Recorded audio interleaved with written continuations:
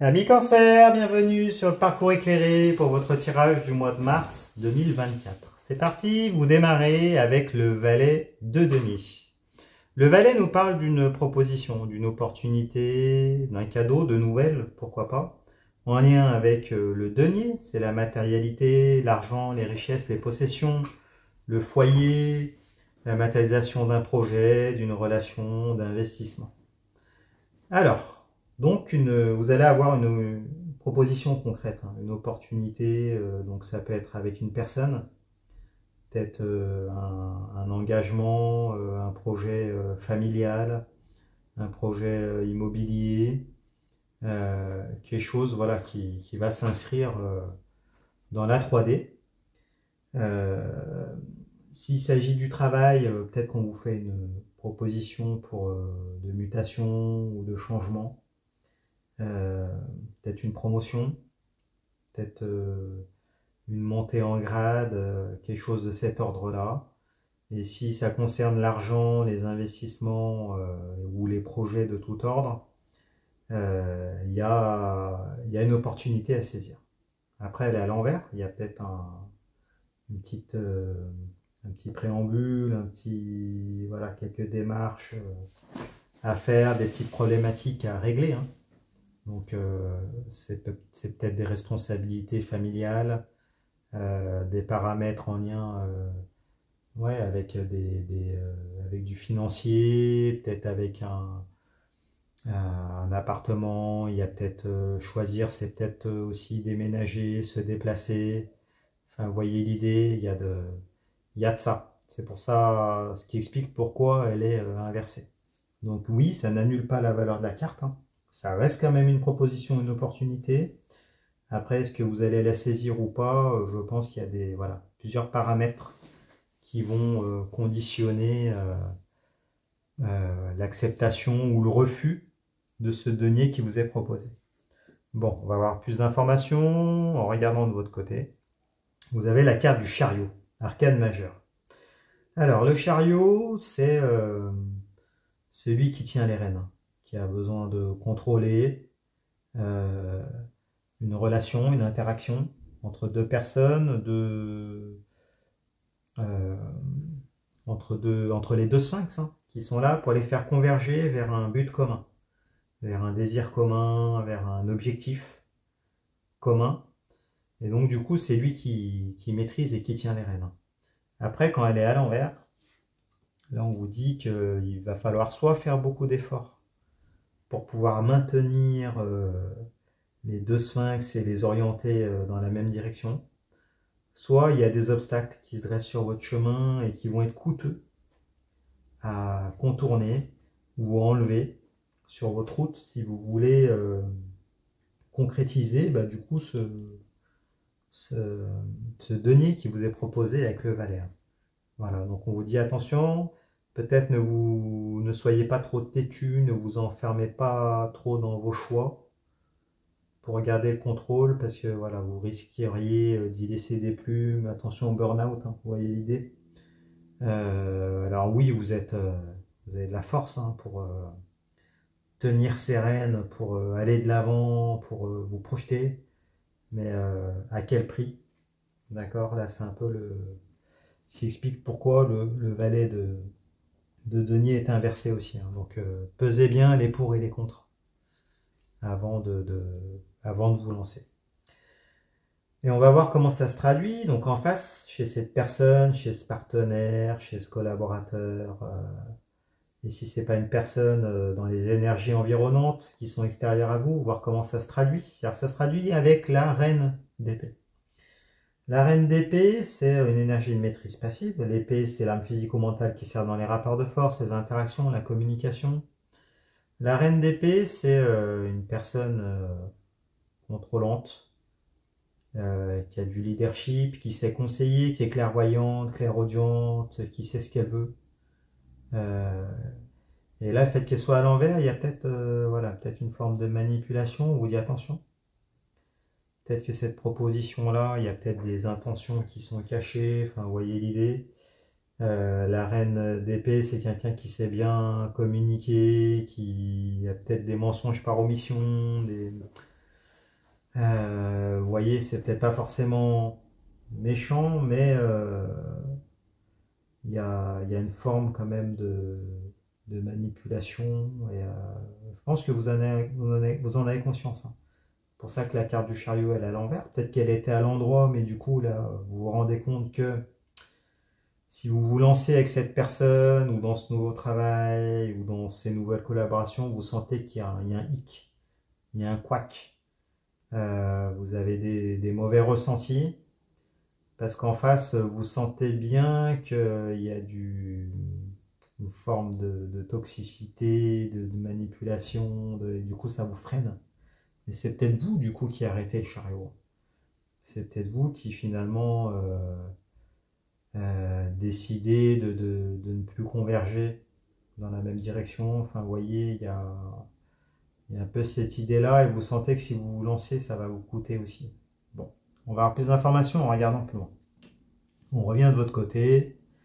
Vous avez la roue de fortune, arcade majeure, à l'endroit en plus.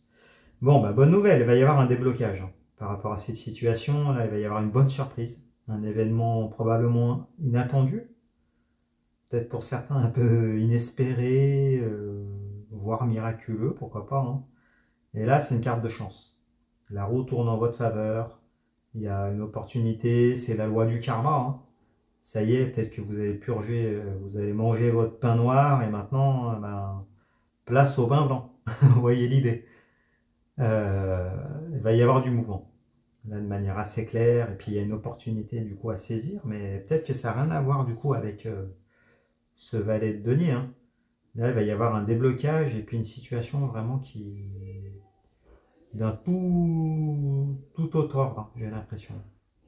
Donc qu'il s'agisse, on va voir, hein, dans quel domaine c'est, relationnel ou financier, professionnel ou autre, mais en tout état de cause, voilà. Dites-nous ce que c'est, hein, dans les commentaires. C'est toujours intéressant. Alors, la carte qui répond, c'est la 9 de denier. Donc, chez cette personne à laquelle vous pensez, ou dans les énergies extérieures à vous, dans les énergies environnantes. La 9, c'est juste avant la 10. 10, fin de cycle. Avec la 9, on est dans l'imminence d'une étape décisive, en lien avec les deniers. La matérialité, l'argent, les richesses, les possessions, le foyer, la matérialisation d'une relation, de projet, d'investissement. Donc là, il y a l'idée d'un pari. Un pari osé, un pari risqué. Ou un personnage là qui sent qu'il y a du profit. Il a commencé à planter des graines. Il y a une grande partie qui a donné des fruits. Donc la récolte semble bonne. Donc il y a l'envie d'y croire, mais voilà. Et l'envie de tout miser sur cette parcelle de terrain. Donc là, il y a un petit bémol. On vous dit ne mettez pas tous vos œufs dans le même panier. Pensez qu'elle est à l'envers. Surtout si vous donnez une chance à cette reine d'épée à l'envers, hein, avec la manipulation, etc. Là, on vous dit de ne pas miser, d'accord, tous vos œufs avec cette personne, ou avec ce nouveau travail, ou avec cet investisseur, avec ce projet. On vous dit de répartir un peu tout ça, et vous allez avoir l'occasion de le faire avec la roue de fortune. Après, c'est peut-être dans le... Vous voyez, la roue de fortune couplée avec la 9 de denier. Si vous êtes parieur, pariez. Peut-être qu'il y a un coup de poker, j'ai l'impression, à jouer. Que ça soit dans le domaine immobilier, matériel, relationnel, en tout cas pragmatique dans la 3D. Là, j'ai l'impression que ça va être ça. Vous n'allez pas avoir de certitude ni rien, mais il va y avoir un truc. Et là, on vous dit, allez-y. Soyez opportuniste. C'est un peu ça. Misez parce que vous allez gagner. Voilà, si ça vous parle, si vous voyez de quoi il peut s'agir, faites-le. Et dites-nous dans les commentaires, du coup. Allez, on regarde plus loin. Du coup, plus de précision. Ah bah oui, bon, bah voilà. Donc vous avez l'as de coupe. As, départ, nouveau départ, victoire. En lien avec la coupe, qui est le réceptacle des émotions, les sentiments, l'amour, l'amitié, la fraternité, tout ce qui touche à la sphère affective, à la dimension émotionnelle, tout ce qui touche à votre cœur. Donc clairement, ça peut être une nouvelle rencontre. Là, c'est un as de coupe, ou alors à une personne du passé hein, qui revient avec la roue de fortune qui se remet à tourner droit et un déclic chez cette personne qui vient vous offrir cette coupe. Hein. C'est tout à fait possible. En tout cas, là, il y a une personne qui entre dans votre vie ou qui revient dans votre vie de manière sûre et certaine. Ça peut être une nouvelle amitié également, hein, ou alors une personne avec qui il y a une connexion émotionnelle très forte. Vous voyez l'idée qui entre dans votre vie ou qui revient. Une réconciliation, voilà, peut-être avec une personne de votre famille aussi, pourquoi pas. Mais quelque chose d'inattendu et vraiment surprenant et qui va vous permettre d'initier ce nouveau cycle. Hein, avec cette coupe toute belle, toute neuve et toute brillante. Bon, et la carte qui répond, c'est la 4 de bâton. Bon, bah super. Alors, 4 énergies d'allégeance. Avec les bâtons, ce sont les flux énergétiques vitaux. Ce qui vous anime, ce qui se consume, la santé, la sexualité, les désirs, les motivations, tout ce qui touche à votre épanouissement, tout ce qui vous nourrit énergétiquement. Alors, la 4 de bâton nous parle de stabilité. D'accord? C'est une union stable, pérenne, entre deux paires de désirs, deux paires de bâtons. Et puis bah, deux personnes là, qui se sentent un peu seules au monde, mais dans le bon sens, vous voyez, déconnectées du monde, qui sont au premier plan. Les autres s'en vont d'ailleurs en arrière-plan, hein, et qui décident d'unir leurs désirs pour pactiser. Hein. Donc, bah, si c'est dans le domaine amoureux, bah, clairement, là vous consommez et vous officialisez cette union. Vous vous lancez, vous faites des promesses de stabilité et d'engagement. Pareil dans le domaine amical ou autre, en tout cas c'est une personne avec laquelle vous avez une réciprocité et l'envie de partager des bons moments, consumer ces bâtons ensemble. Ça peut parler de la sphère professionnelle aussi, hein. Les bâtons c'est le domaine pro, donc un nouveau travail pour certains. Une mutation, enfin une collaboration vraiment waouh, quoi, c'est limite, enfin pas le job de vos rêves, mais presque, enfin, c'est vraiment une entente cordiale, un contrat voilà, avec des personnes qui émotionnellement vous comblent et avec lesquelles vous avez envie de partager professionnellement. Et voilà, il y a un dynamisme fort. Hein. Après, dans le domaine des collaborations, des passions, c'est la même chose. Hein. Là, il va y avoir vraiment comme deux personnes un peu qui ont les mêmes objectifs de vie qui convergent dans la même direction. Bon, bah super. Alors, comment ça va se terminer cette histoire? On regarde la carte de synthèse, bah, vous avez le chevalier de coupe. Hein. Bon, bah super. Là, vous avez un sacré tirage, les cancers, là, pour ce mois de mars. Alors, le chevalier de coupe, chevalier, déplacement, voyage, conquête. La coupe, c'est réceptacle des émotions, les sentiments, l'amour, l'amitié, la fraternité, tout ce qui touche à votre cœur, à la dimension affective, à la sphère émotionnelle. Alors, bon, bah, c'est la lune de miel. Hein, là. On vient vous offrir cette coupe. Vous vous déplacez, il y a des rendez-vous galants pour certains. Enfin bref, c'est le conte de fées, j'ai l'impression. Pareil si c'est une nouvelle amitié. Hein. Il y a des échanges vraiment profonds, une connexion émotionnelle très forte. Dans votre nouveau travail également, dans la collaboration, le contrat, c'est pareil. D'accord, on vous courtise, vous courtisez l'un l'autre. Il y a vraiment, en plus elle est à l'endroit, donc voilà, ça bouge en plus. Hein. Là c'est un chevalier, c'est plus un valet. Il y a la roue de fortune qui donne une impulsion en plus. Hein. Donc voilà, c'est cette idée-là. Hein. Donc il y a à la fois le cheval et puis les roues du carrosse qui avancent toutes seules. Donc vous êtes porté. Là, vous êtes porté, hein, c'est un peu. Voilà. Comment ça va se traduire de votre côté? Ma part, la 8 d'épée. Hein. Donc la 8 d'épée, 8 c'est quand même une énergie d'obstacle. Les épées sont les armes physico-mentales qui servent dans les rapports de force, les interactions, la communication. Donc on vous dit, vous, de votre côté, que vous êtes encore tenu par des engagements préexistants. Et en même temps, il y a une forme de dépendance affective. Donc, d'une part, on vous dit attention de ne pas vous enflammer tout de suite, laissez passer peut-être la période de lune de miel pour être plus pragmatique, avoir la tête froide. Deuxièmement, il y a peut-être un passé à solder. Vous êtes retenu par des engagements, des promesses, un lien qui enferme cette jeune fille, hein, qui la retient et qui lui met un bandeau, qui l'empêche de retirer le bandeau qu'elle a devant ses yeux et puis de pouvoir considérer les épées autour d'elle qui sont autant de personnes ou de voies, de directions à prendre ou d'opportunités à saisir, d'interactions en tout cas.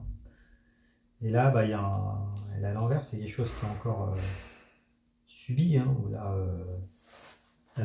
il y a une forme voilà, d'engagement, il va falloir vous détacher.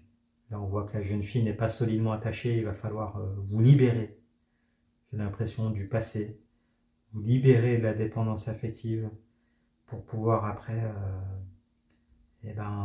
profiter pleinement de cette coupe, hein, une fois que la lune de miel sera passée. Mais voilà, il y a ce travail-là de votre côté et le tarot vous le rappelle. Même si la roue tourne, même s'il y a un nouveau départ, vous ne couperez pas à la cicatrisation des blessures du passé. Et en face, chez cette personne à laquelle vous pensez ou dans les énergies qui sont à l'extérieur de vous, il y a la 10 de coupe. Bon, bah super. Hein. Alors, 10, plénitude. Hein. Là, c'est l'apothéose du cycle. C'est la fin du cycle, symboliquement. Dans le registre des coupes encore. Hein. Donc, réceptacle des émotions, les sentiments, l'amour, l'amitié, la fraternité. Tout ce qui touche à votre cœur, à la dimension affective, à la sphère émotionnelle. Donc là, c'est une carte de plénitude. Vous voyez avec cette famille unie, avec une maison qui est devant ces enfants qui jouent, qui est devant ce soleil en gloire entouré de coupes. Donc là, c'est l'apothéose, hein, c'est l'aboutissement. Voilà, là c'est très parlant pour le coup. Donc vous allez vers vraiment, pourquoi pas, certains, vous allez rencontrer une personne de premier ordre dans votre vie. Peut-être l'amour de votre vie, peut-être c'est l'amour de votre vie qui revient. Ça peut être votre meilleur ami pour la vie, ça peut être le job vraiment de vos rêves, le projet de vos rêves, l'investissement, vraiment une opportunité. Comme on l'a dit, un coup de poker qui est tenté, et puis là, ça y est. Donc, pourquoi pas ceux qui sont joueurs, jouer au loto ou autre, on ne sait jamais. Voilà, bon, super. Hein. Écoutez, si ce tirage vous a parlé, mettez-moi un pouce, abonnez-vous, écrivez-moi cancer dans les commentaires, comme ça je saurai que vous avez regardé jusqu'au bout. Allez voir les autres tirages pour vos signes ascendants et lunaires, vous mélangez le tout, vous aurez ainsi une lecture plus personnalisée. Vous pouvez vous rendre sur mon site internet également, leparcourséclairé.com. Vous pouvez voir mes disponibilités si vous souhaitez une consultation. Je réponds à toutes vos questions avec grand plaisir. Et puis écoutez, je vous dis à bientôt. Au revoir.